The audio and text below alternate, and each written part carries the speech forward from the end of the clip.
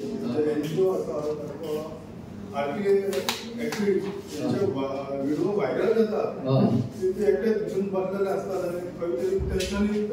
फायदे चोरल्या काय काम हाय हो व्हिडिओ व्हायरल केलेलो आसा न्ही तो विदाउट आम्ही चीफ ऑफिसर थंय आमकां खुर्चे दिसत ना हो एकटोच दिसता आता जो फायली तयार जाल्या एका भितर कोणी एलाव केलो चीफ ऑफिसरान एलाव केलो काय खंयच्या स्टाफान एलाव केलो काय एमएलए भितर सोडून दिला हो आमकां मोठे प्रश्न पडटा आमचे म्हणणे कितें आसा तो भितर कसो गेलो एकटो कसो गेलो